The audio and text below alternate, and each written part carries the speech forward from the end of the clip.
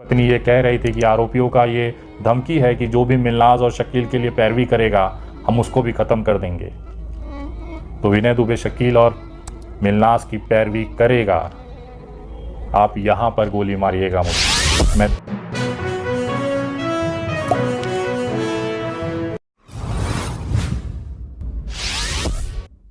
दोस्तों, मैं विनय दुबे मुंबई से। आपके आसपास बड़ी बड़ी कोठियाँ होंगी, महंगी महंगी गाड़ी में चलने वाले लोग होंगे। जितने भी आसपास आपके अमीर और एकदम रईस खुद रसूखदार लोग आपको दिखते होंगे ना, चाहे वो पॉलिटिक्स में हो, चाहे वो बिजनेस में हो, चाहे किसी भी क्षेत्र में हो, जिस दिन उनकी सांसें बंद होती हैं ना, वो अपने साथ 1 रुपया भी नहीं ले जा सकते। यहाँ तक कि जो कफन उनके ऊपर होता है उसको भी वो अपना नहीं पहन सकते।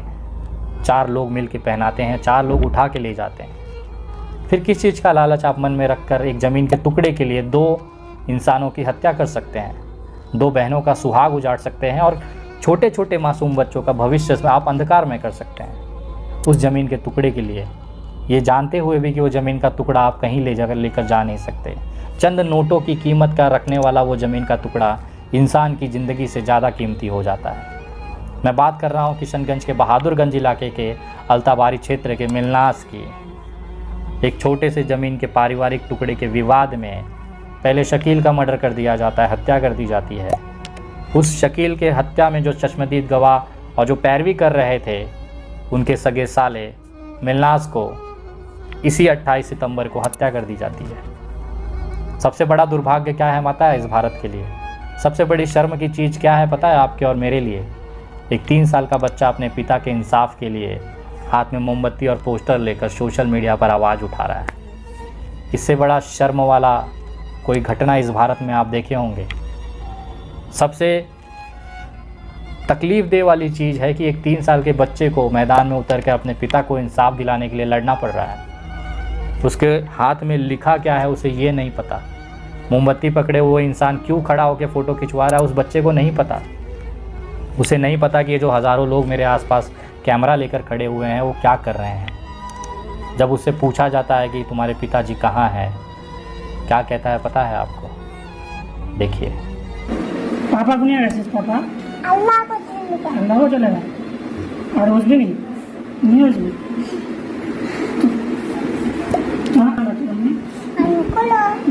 तो अंकल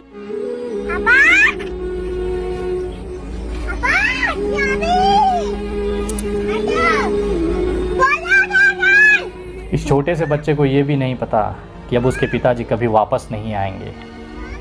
ज़मीन का वो टुकड़ा कितनी ही ज़िंदगियां को सत्यानाश कर दिया, ख़त्म कर दिया, लेकिन ये भूख आप लोगों के अंदर, मेरे अंदर क्यों नहीं मिटती? ये जानते हुए भी कि इस ज़मीन के टुकड़े को, इससे मिले हुए नोटों को आप केवल अपने पेट की भूख के लिए इस्तेमाल कर सकते हैं, ये कहीं नहीं ले जा सकता।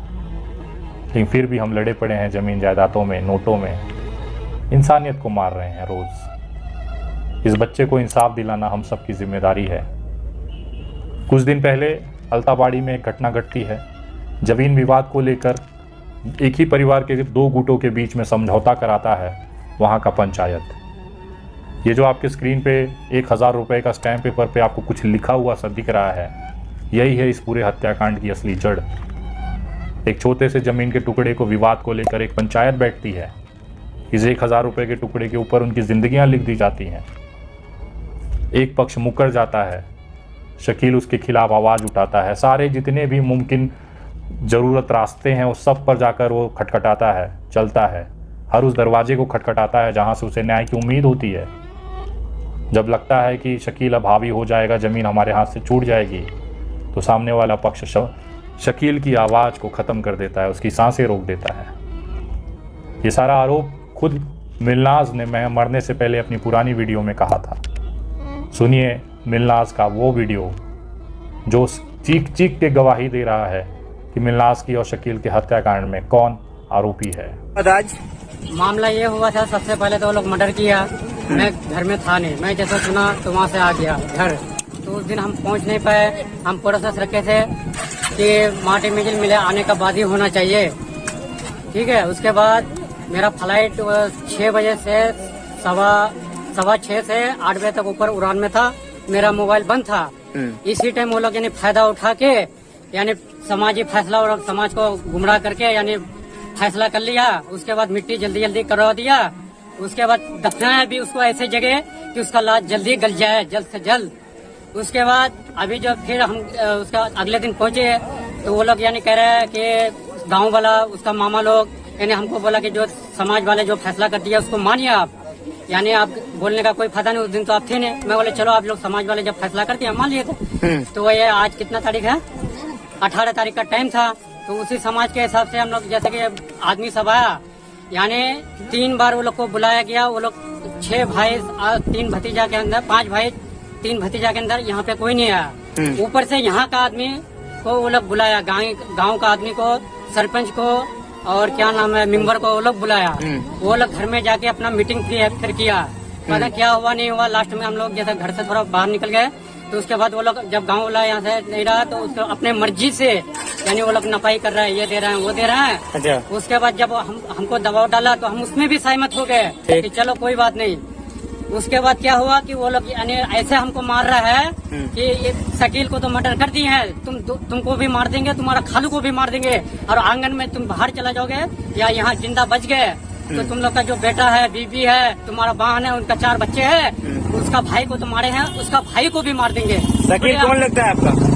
वो जीजा लगेगा मेरा। जीजा लगेगा। अब वो सिमसन भाई लगेगा मेरा। अच्छा, उस दिन आप लोग FIR वगैरह नहीं करवाया?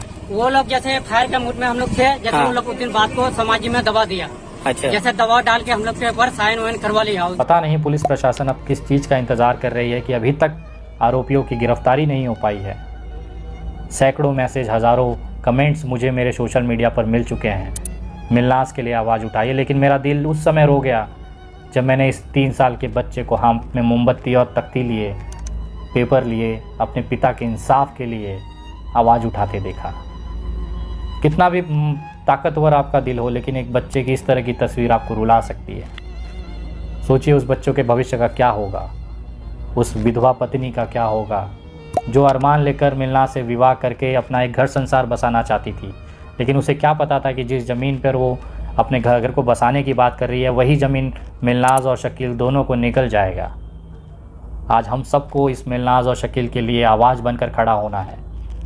इन दोनों के साथ नाइंसाफ़ी तो हुई है।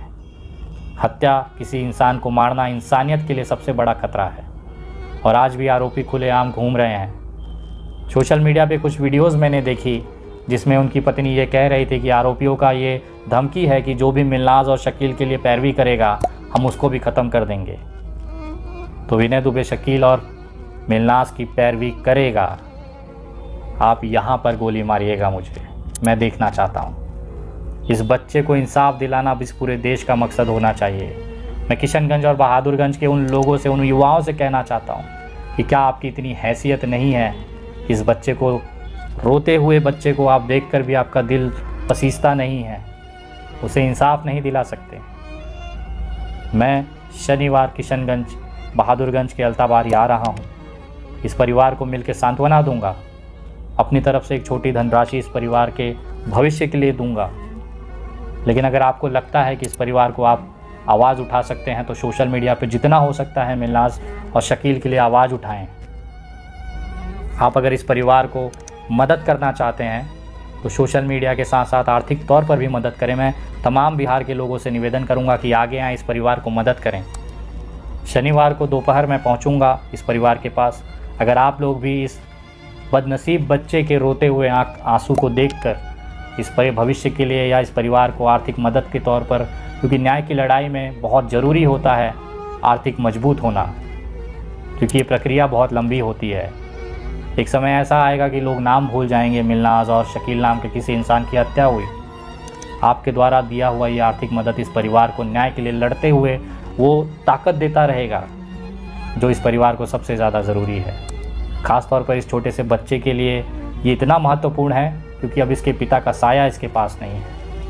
अगर आप लोग भी इस परिवार को मदद करना चाहते हैं तो आप मेरे गूगल पे, पेटीएम, UPI नंबर 9867225779 इस नंबर पर आप भेज सकते हैं। ये जो स्कैन कोड है इस पर भी आप स्कैन करके आर्थिक मदद भेज सकते हैं। केवल शनिवार दोपहर 3 बजे तक ही आप ये आर्थिक मदद भेजें, क्योंकि उस समय पहुंचने के बाद आपके द्वारा भेजी गई ये तमाम धनराशि प्लस मेरी तरफ से जो मैं उन्हें करना चाहता हूँ वो सब मिला के उस छोटे से बच्चे के हाथ में मैं रखना चाहता हूँ और ये कहना चाहता हूँ कि बेटा हिम्मत मत हार, पूरा देश तेरे साथ है और आखिरी सांस तक लड़कर हम मिलनाज और शकील भाई को इंसाफ ज़रूर दिलाएंगे, चाहे सामने कितनी बड़ी फौज क्यों ना खड़ी हो। मिलनाज को इंसाफ मिल के रहेगा।